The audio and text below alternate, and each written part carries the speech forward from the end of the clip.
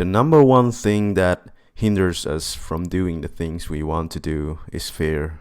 Fear is normal. Saying you want to get rid of fear is a noble goal, but fear will always be there. There's no way to get rid of all of fear. But what we can do is to act instead of letting the fear control us. Now there's two kinds of fear. One that is useful and the other one not so useful. Useful fear is when there's actually dangers up ahead and there's threat, then you should be fearful and avoid at all cost. But there's also unuseful fear that hinders from doing the things we want to do. Didn't go talk to the girl you find attractive? That was fear. Didn't say something that you know you should have said? That was fear. You didn't want to get rejected? That was fear. We have fear when there's a potential for something or someone to hurt us, like losing money or getting rejected or being attacked by someone. But like the great said, the more you fail, the more you learn, and the more you learn, the more you will have better chance to succeed. So how do you actually overcome fear?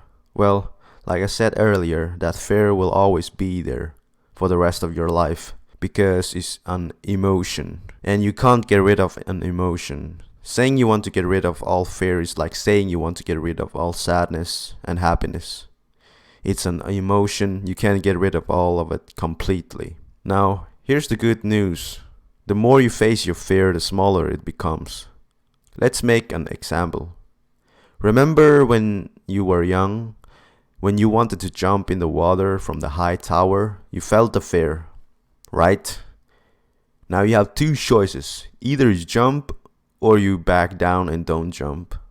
Now if you choose not to jump, the fear will grow next time even bigger. So the next time you want to jump, it will be even harder to do so.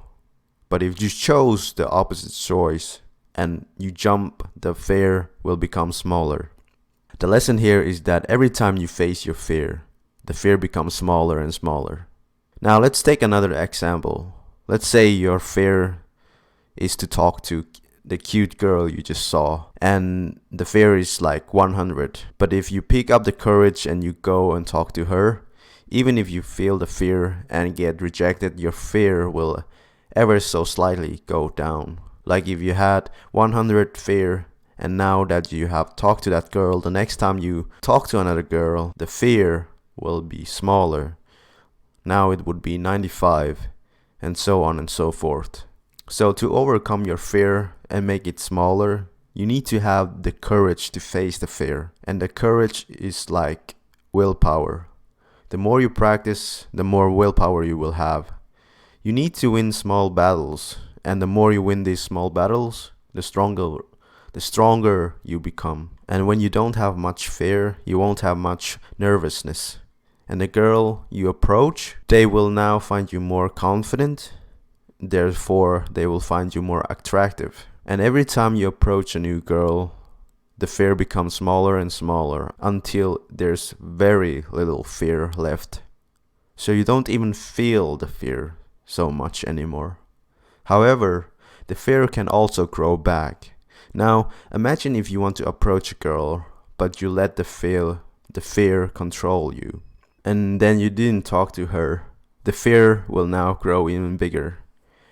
The fear is not something you can get rid of permanently. So each time you have the choice to let the fear win or you win. This has been Marcus from Dose of Info. Thank you for watching.